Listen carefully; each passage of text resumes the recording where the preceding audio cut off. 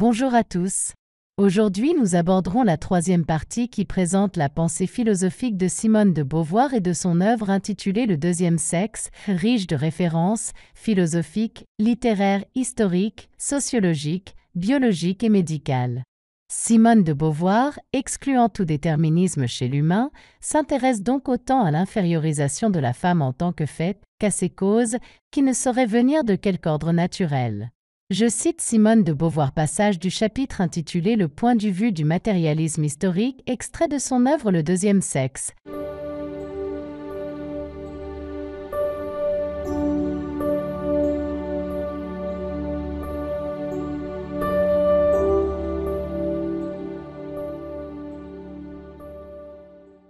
Engels ne rend pas non plus compte du caractère singulier de cette oppression. Il a essayé de réduire l'opposition des sexes à un conflit de classe. Il l'a fait d'ailleurs sans beaucoup de conviction. La thèse n'est pas soutenable. Il est vrai que la division du travail par sexe et l'oppression qui en résulte évoquent sur certains points la division par classe, mais on ne saurait les confondre, il n'y a dans la scission entre classes aucune base biologique. Dans le travail, l'esclave prend conscience de soi contre le maître. Le prolétariat a toujours éprouvé sa condition dans la révolte, retournant par là à l'essentiel, constituant une menace pour ses exploiteurs, et ce qu'il vise, c'est sa disparition en tant que classe. Nous avons dit dans l'introduction combien la situation de la femme est différente, singulièrement à cause de la communauté de vie et d'intérêt qui la rend solidaire de l'homme, et par la complicité qu'il rencontre en elle. Aucun désir de révolution ne l'habite, elle ne saurait se supprimer en tant que sexe. Elle demande seulement que certaines conséquences de la spécification sexuelle soient abolies. Ce qui est plus grave encore, c'est qu'on ne saurait sans mauvaise foi considérer la femme uniquement comme une travailleuse, autant que sa capacité productrice, sa fonction de reproductrice est importante, tant dans l'économie sociale que dans la vie individuelle. Il y a des époques où il est plus utile de faire des enfants que de manier la charrue. Engels a escamoté le problème, il se borne à déclarer que la communauté socialiste abolira la famille. C'est une solution bien abstraite. On sait combien l'U.R.SS a dû changer souvent et radicalement sa politique familiale selon que s'équilibraient différemment les besoins immédiats de la production et ceux de la repopulation. D'ailleurs, supprimer la famille n'est pas nécessairement affranchir la femme. L'exemple de Sparte et du régime nazi prouve que, pour être directement rattachée à l'État, elle peut n'en être pas moins opprimée par les mâles. Une éthique véritablement socialiste, c'est-à-dire qui cherche la justice sans supprimer la liberté, qui impose aux individus des charges mais sans abolir l'individualité, se trouvera fort embarrassée par les problèmes que pose la condition de la femme. Il est impossible d'assimiler tout simplement la gestation à un travail ou à un service tel que le service militaire. On fait plus profondément effraction dans la vie d'une femme en exigeant d'elle des enfants qu'en réglementant les occupations des citoyens. Aucun État n'a jamais osé instituer le coït obligatoire. Dans l'acte sexuel, dans la maternité, la femme n'engage pas seulement du temps et des forces mais des valeurs essentielles. En vain, le matérialisme rationaliste prétend-il méconnaître ce caractère dramatique de la sexualité. On ne peut réglementer l'instinct sexuel, il n'est pas sûr qu'il ne porte pas en lui un refus de son assouvissement, disait Freud.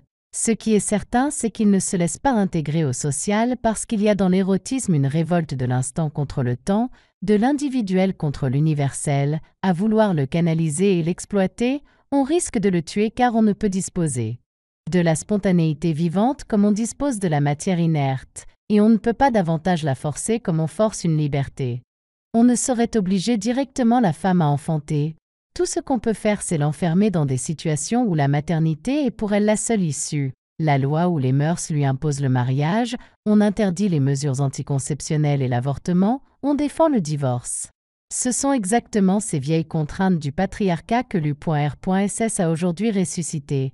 Elle a ravivé les théories paternalistes du mariage, et par là, elle a été amenée à demander à nouveau à la femme de se faire objet érotique. Un discours récent invitait les citoyennes soviétiques à soigner leur toilette, à user de maquillage, à devenir coquettes pour retenir leur mari et attiser son désir.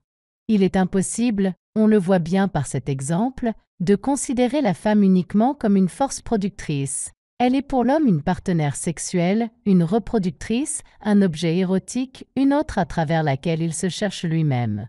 Les régimes totalitaires ou autoritaires ont beau, d'un commun accord, interdire la psychanalyse et déclarer que pour les citoyens loyalement intégrés à la collectivité, les drames individuels n'ont pas lieu, l'érotisme est une expérience où la généralité est toujours ressaisie par une individualité.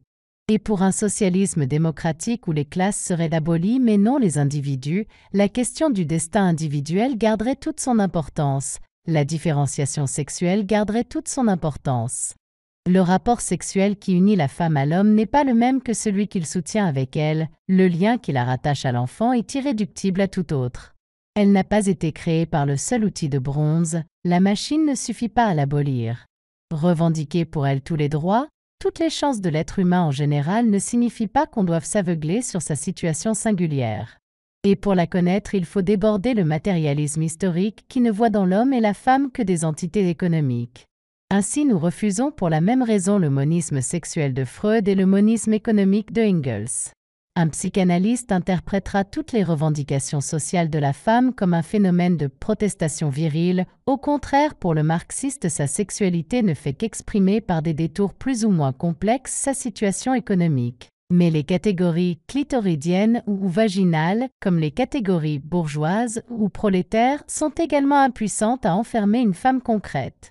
Sous-tendant les drames individuels comme l'histoire économique de l'humanité, il y a une infrastructure existentielle qui permet seule de comprendre dans son unité cette forme singulière qu'est une vie. La valeur du freudisme vient de ce que l'existant est un corps. La manière dont il s'éprouve comme corps en face d'autres corps traduit concrètement sa situation existentielle. De même, ce qui est vrai dans la thèse marxiste, c'est que les prétentions ontologiques de l'existant prennent une figure concrète d'après les possibilités matérielles qui s'offrent à lui, singulièrement d'après celles que lui ouvrent les techniques. Mais si on ne les intègre pas à la totalité de la réalité humaine, la sexualité, la technique seule ne saurait rien expliquer. C'est pourquoi chez Freud les interdits posés par le surmoi et les pulsions du moi apparaissent comme des faits contingents, et dans l'exposé de Engels sur l'histoire de la famille, les événements les plus importants semblent surgir inopinément selon les caprices d'un mystérieux hasard.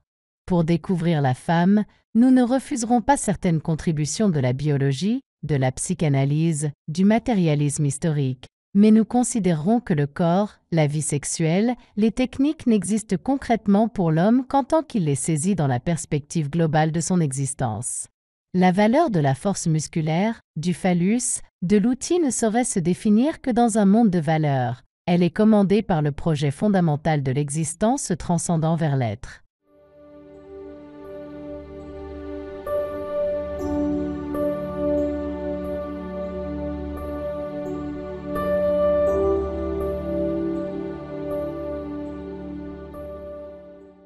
Ce podcast a pris fin. Je vous remercie d'avoir suivi cette vidéo. N'oubliez pas de la partager sur vos réseaux. Abonnez-vous pour m'encourager. Merci encore et à la prochaine vidéo.